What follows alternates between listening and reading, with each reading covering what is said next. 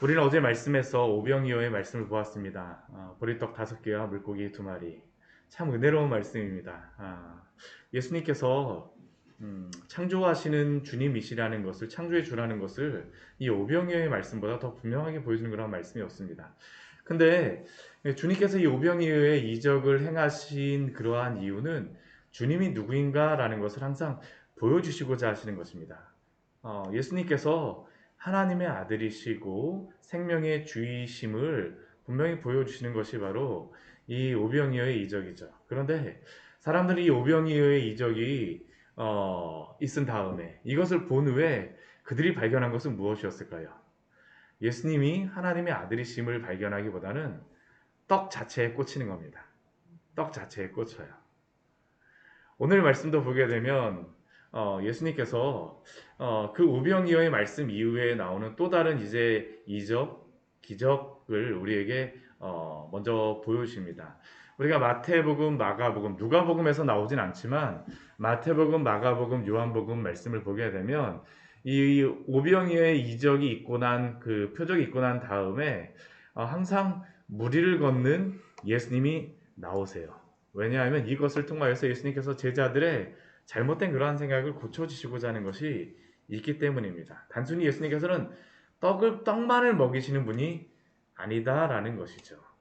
오늘 16절 말씀을 보면 저물매 제자들이 바다에 내려가서 배를 타고 바다를 건너 가버나움으로 갔다라고 말씀하고 있습니다. 우리 요한복음 말씀만 보게 되면 제자들이 이제 저물었으니까 이제 배를 타고 우리가 바다 건너편으로 가야 되겠다 이렇게 보이지만 마태복음이나 마가복음 말씀에 보게 되면 이들이 가고 싶어서 가는 것이 아닙니다. 가고 싶어서 가는 것이 아니고요. 예수님께서 이들을 굉장히 재촉하세요. 우리 말씀을 같이 한번 보도록 할게요. 우리 마태복음 우리 14장 말씀 같이 한번 보도록 할게요. 마가복음도 거의 유사하게 기록되어져 있습니다. 마태복음 우리 14장 22절, 23절 말씀을 같이 한번 보도록 하겠습니다. 22절과 23절입니다. 마태복음 14장 22절, 23절입니다. 같이 읽도록 하겠습니다. 예수께서 즉시 제자들을 재촉하사 자기가 무리를 보내는 동안에 배를 타고 앞서 건너편으로 가게 하시고 무리를 보내신 후에 기도하러 따로 산에 올라가시니이다. 저물매 거기 혼자 계시더니. 우리 여기 보게 되면 분명히 나오고 있죠. 예수님께서 제자들을 즉시 재촉하십니다. 이 오병이어 끝나자마자 빨리빨리 가야지, 어두워지니까 빨리빨리 가야지 하고서 막 즉시 재촉하세요. 근데 예수님께서 재촉하셔서 제자들만 배를 태워서 이렇게 보내시는 게 아니고요.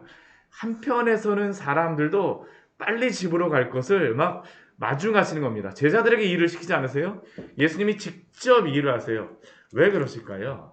이게 요한복음 말씀에 다시 돌아와야 됩니다. 우리 앞에 우리 요한복음 우리 오늘 16절서부터 보았지만 우리 14절과 15절 말씀에 보게 되면 이 이스라엘 백성들, 이 떡을 먹은 백성들이 예수님에 대해서 생각하였던 그러한 것이 있죠. 떡 먹고 난 다음에 야, 이 사람이야말로 모세가 보낸 참 선지자구나. 모세가 약속하였던, 모세가 보낸 게 아니죠. 모세를 통하여서 약속해 주셨던 그 참 선지자구나. 이 사람이 진짜 참 선지자로서 모세가 애굽에서 구원하였던 것 같이 이 예수가 정말 우리를 로마에서 구원할 수 있을 것 같아. 이 사람을 왕으로 삼자라는 게 바로 이 유대인들의 생각입니다. 이전까지 보기에 뭐 38년 된 병자 고치고 뭐 성전에서 막 이렇게 하는 건 별로 마음에 안 들죠. 뭐 물을 포도주로 바꾸는 것도 잔치에서 잠깐 한 것도 표적이긴 할지 모르지만 그들에게는 큰 임팩트가 없습니다. 적어도 이 정도는 해야지. 네. 왕의 자질이 있어. 지금 이겁니다. 그 여기 가운데 누구도 있었을까요? 제자들도 있었던 것입니다. 그 사람들도 있고. 예수님께서 이거를 원하지 않았어요. 예수님은 결코 그들이 왕으로 세운다 했고 왕이 아닙니다. 예수님이 원래 만왕의 왕으로 오시고 이 단순히 먹이고 입히시는 것만을 위해서 오신 것이 아닙니다. 생명의 주로 하나님의 아들로 그 구원의 일을 행하시기 위해서 오셨기 때문에 제자들을 빨리 보내시죠. 가버나움으로 보내세요. 근데 이렇게 제자들을 보내시고 난 다음에 예수님이 이제 산으로다 기도하러 가셨습니다. 근데 이렇게 제자들이 이 갈릴리 바다로 나왔는데 어떤 일이 벌어지게 되냐 하면 폭풍과 일기 시작하는 겁니다. 파도가 일기 시작을 해요.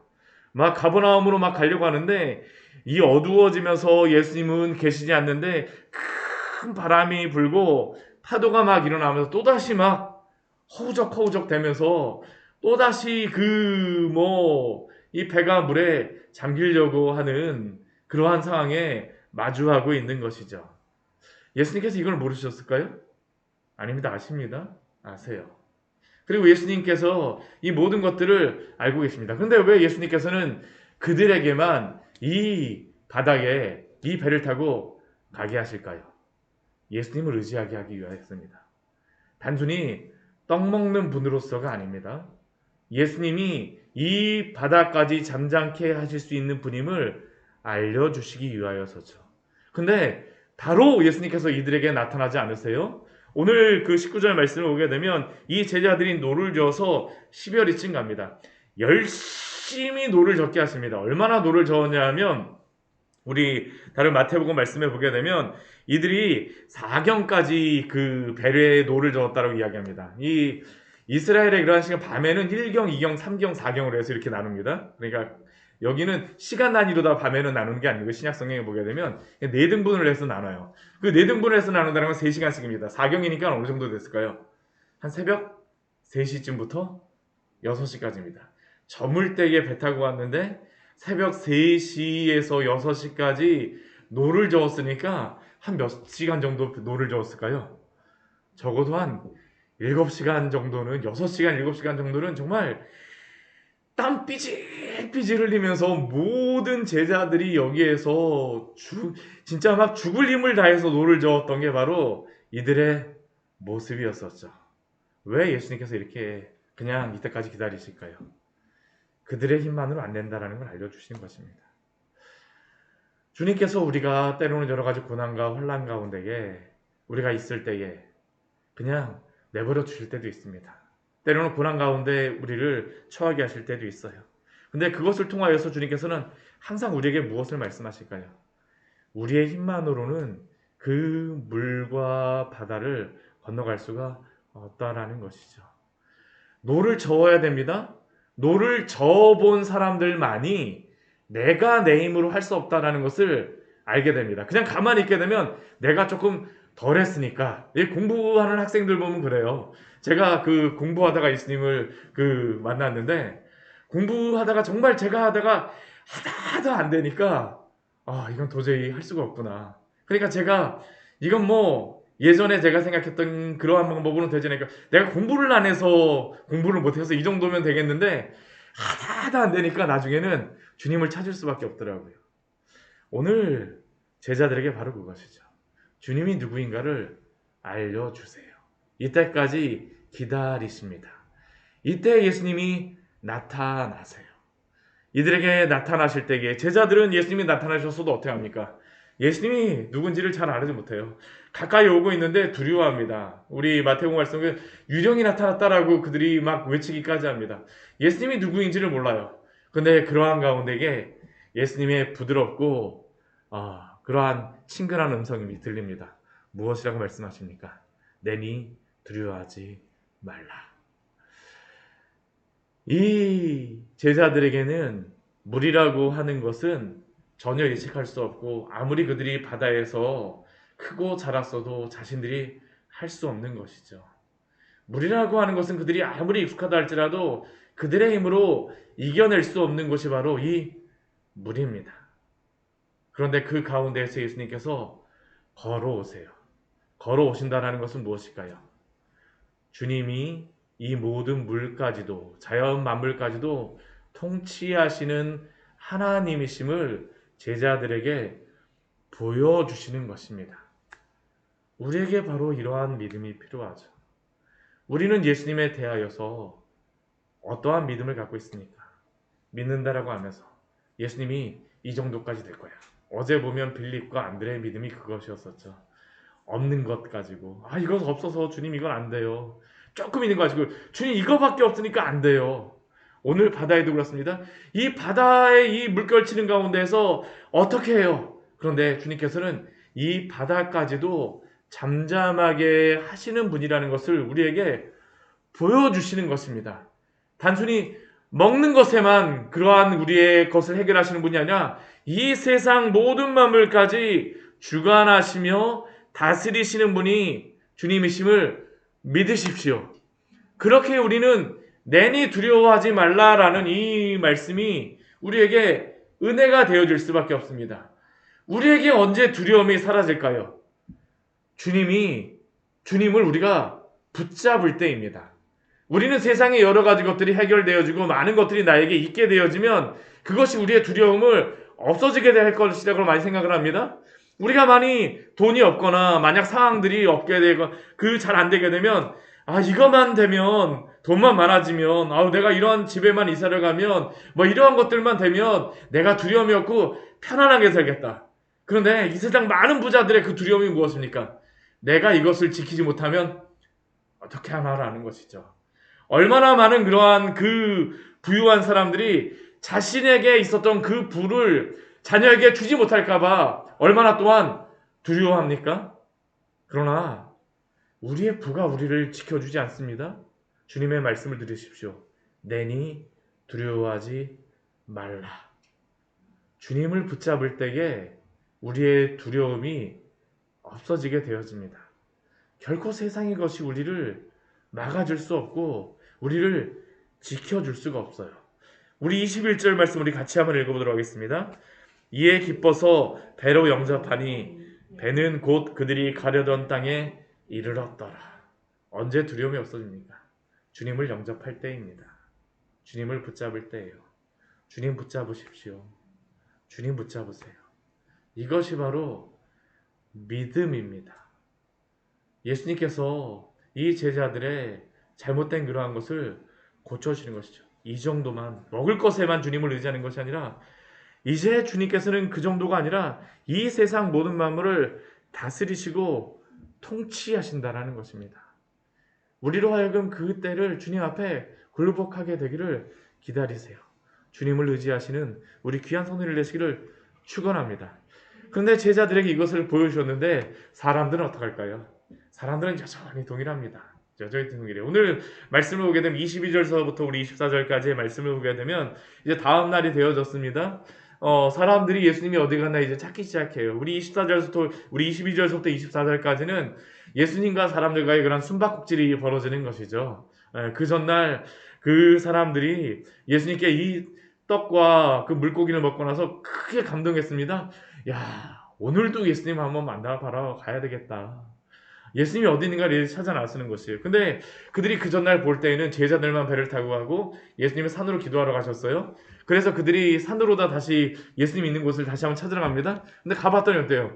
제자들도 없고 예수님도 없습니다. 그러니까 그들이 어디로다 가냐면 예수님이 평소에 잘 가셨던 가버나움으로 가게 됩니다. 그래서 24절 말씀 보게 되면 곧 배들을 타고 예수를 찾으러 가버나움으로 가서 얼마나 큰 열심인지 모릅니다. 아침서부터 꼴뚜새벽서부터 일어나고 배 타고서 막 갈릴리 그 호수를 건너가고 예수님 찾으러 갔다가 벳사다 갔다가 안 보이니까 다시 가버나움으로 가는 게 이들의 믿음이죠. 엄청난 믿음이에요. 예수님만 만나야 되겠다. 내가 예수님 만나봐야 되겠다. 참 큰 믿음인 것처럼 보입니다. 그리고 그들이 이제 그 바다 건너편에 가서 이제 가버나움 있는 데 가고 이제 예수님을 만납니다. 아주 기쁘게 만납니다. 무엇이라고 예수님께 이야기합니까? 랍비여 언제 여기 오셨나이까? 우리한테 좀 언질이라도 해주시죠. 언제 이곳에 오셨나이까? 하면서 이 굉장히 기쁜 모습으로 즐거운 모습으로 예수님을 아주 환영을 하죠. 당신이 이렇게 만나니까 너무나 반갑습니다. 근데 예수님께서 이들에게 말씀하시는 것은 무엇일까요? 우리 26절 말씀 보게 되면 그래 너희들이 잊지 않고 나한테 또 왔구나 잘했어 이렇게 칭찬해 주신 게 아닙니다. 우리 16절 말씀 보게 되면 다시 한번 진실로 진실로라고 말씀하시죠. 예수님께서 강조하시고자 할 때 이 진실로입니다. 그들의 그러한 마음에 그러한 오류, 잘못된 것을 정확하게 말씀하세요. 그들의 잘못된 것이 무엇일까요? 너희가 나를 찾는 것은 표적을 본 까닭이 아니요 떡을 먹고 배부른 까닭이로다. 여기에 있는 이 표적은 무엇일까요? 1차적으로는 오병이어의 그 표적입니다. 근데 그 오병이어의 표적을 통해서 예수님이 발견하게 하고자 하셨던 것이 무엇입니까? 예수님이 누구신가를 알게 하시고자 하죠. 예수님이 하나님의 아들이시며 영원한 생명의 주이심을 보여주기를 원하세요. 근데 이들은 단지 무엇만을 바라고 예수님께 왔을까요? 오늘도 예수님께 가면 떡 먹을 수 있겠구나. 떡을 먹고 배부른 까닭이로다. 이들은 오병이어를 통하여서 예수님을 발견한 것이 아니라 떡을 발견한 것입니다. 제자들도 동일하고요. 지금 이 사람들도 사실은 동일한 그러한 오류에 빠져 있는 것입니다. 떡을 먹고 배부른 까닭이로다. 그때 예수님께서 이들에게 무엇이라고 말씀하세요? 우리 27절 말씀 같이 크게 한번 읽도록 하겠습니다. 썩을 양식을 위하여 일하지 말고 영생하도록 있는 양식을 위하여 하라. 이 양식은 인자가 너희에게 주리니 인자는 아버지 하나님께서 인치신 자니라. 아멘. 썩을 양식을 위하여 일하지 말고 영생하도록 있는 양식을 위하여 하라. 더 이상 썩을 양식, 오병이어의 그 양식을 위하여 일하지 말고 영생하도록 있는 양식을 위하여 하라. 우리가 여기서 잘 이해해야 될 것이 무엇입니까? 아무리 예수님께서 오병이어를 통하여서 그 떡을 만드시고 그 물고기를 5천 명에게 먹이셨지만 그들이 먹고 난 그 다음 날은 어떻게 됐을까요? 또다시 배고파졌습니다. 오병이어의 그러한 그 음식이 12바구니가 남았지만 그것이 오늘날까지 갈릴리 가면 남아있을까요? 아니요, 없어요. 제가 그곳을 정말 뺑뺑뺑뺑뺑 몇 바퀴를 돌았는데도 오병이어 부스러기 이만큼도 남아있지 않습니다. 왜 그럴까요? 썩을 양식이라는 것이죠. 썩을 양식이라는 겁니다. 우리가 찾아야 될 분은 누구일까요? 이 양식을 주시는 주님을 찾아야 된다는 겁니다. 썩지 아니하는 그러한 양식, 영생하도록 양식을 위하여 하라라고 우리에게 말씀하십니다. 우리 주님을 붙드시기를 축원합니다. 이게 우리에게 정말로 중요한 것이죠. 우리가 이거를 놓치면 안 됩니다. 우리가 교회 나오게 되면 여러 가지 이적과 표적, 주님께서 때때로 일으켜 주세요. 정말로 죽어가는 그러한 영혼들도 일으켜 주실 때가 있습니다. 근데 그것을 통하여 교회가 부흥하는 것이 정말로 좋기만 한 것일까요? 저는 꼭 그렇지 않다고 생각을 해요. 왜 그렇습니까? 주님 발견하지 않고 병원으로 생각하는 것이죠. 표적과 이적이 사람을 변화시키지 않습니다. 그리스도를 믿고 영접해야지 구원을 받고 하나님의 자녀가 되어지는 것이지 표적과 이적이 중요한 것이 아니라는 것이에요. 썩을 양식을 통하여서 그들은 다시 예수님을 왕으로 삼고 또 다른 음식을 그들이 원하였을지 모르지만 예수님은 그거를 원하지 않으세요. 영생하도록 있는 양식을 위하여 하라. 이 양식을 누가 주십니까? 예수님이 주시죠. 인자가 너희에게 주리니. 이 인자는 누구입니까? 하나님의 아들입니다. 하나님이 인치신 자. 이것을 주시는 그러한 분을 붙잡아야 된다는 겁니다. 근데 사람들은 어떨까요? 예수님이 이렇게까지 이들에게 책망하시는 것입니다. 그럼에도 불구하고 이 사람들에게 꽂힌 한 가지의 단어가 있어요. 한 단어가 딱 있습니다. 그게 무엇일까요? 일입니다. 일. 우리 한번 28절 말씀 보십시오. 그들이 묻되 우리가 어떻게 하여야 하나님의 일을 하오리까? 예수님께서 썩지 아니할 양식을 위하여 일하지 말고 영생하도록 있는 양식을 위하여 일하라라고 이야기하니까 이들은 이 영생하도록 있는 그 양식조차도 무엇을 해야 된다고 생각을 하고 있는 겁니까? 내가 일해야지 된다라고 생각을 하는 것이에요. 내가 일해갖고 영생하지 않을 그 양식을 어떻게 얻어야 됩니까? 이게 바로 인간의 그러한 한계라는, 이게 죄성입니다. 우리는 우리의 방법으로 구원을 얻고자 합니다. 우리의 방법으로 하나님께 올라가고자 해요. 주님은 그것을 원하지 않으세요. 우리가 할 것은 무엇일까요? 우리 29절 말씀 우리 다시 한번 읽어보도록 하겠습니다. 예수께서 대답하여 이르시되 하나님께서 보내신 일을 믿는 것이 하나님의 일이니라 하시니. 우리가 할 일은 주님을 믿는 것임을 기억하시기 바랍니다. 우리가 할 일은 주님을 믿는 것입니다. 이 믿는다라는 것도 일이 아닙니다. 우리 믿는다라는 것도 우리의 일이 아니에요. 예수 그리스도께서 다 이루시는 것입니다. 예수 그리스도가 우리 대신에 이 세상 가운데에서 십자가에 달리심으로 우리의 죄를 다 담당하셨죠. 예수 그리스도께서 우리 대신 순종하심으로 말미암아 우리 대신 그러한 모든 순종을 이루셨습니다. 우리가 완전하게 순종함으로써 우리가 의를 얻을 수가 없어요. 우리가 의를 얻을 수 있는 유일한 방법은 무엇입니까? 예수 그리스도를 믿음으로써만. 예수 그리스도를 믿음으로써만. 오늘날도 우리 주님은 저는 이 시대 가운데 오늘도 주님께서 여러 가지 이적과 표적을 이루신다라고 생각을 합니다. 믿습니다. 그러한 일들이 일어나고 있다고 생각을 해요. 그러나 중요한 것이 무엇일까요? 그 이적과 표적을 붙잡지 마십시오. 주님을 붙잡으시기를 축원합니다. 만약 우리가 이걸 잊는다면 오늘 예수님의 이 말씀을 듣는 것이죠. 썩을 양식을 위하여 일하지 말고 영생하도록 있는 양식을 위하여 하라. 주님 붙잡으십시오. 주님 믿으십시오. 주님을 믿는 것이 바로 우리의 일입니다. 우리가 주님을 붙잡을 때에 우리 주님께서 우리의 길을 또한 인도하여 줄 믿습니다. 그리고 우리로 하여금 굴복하게 하세요. 이 은혜 가운데 살아가시기를 축원합니다. 같이 기도하도록 하겠습니다. 하나님 아버지, 오늘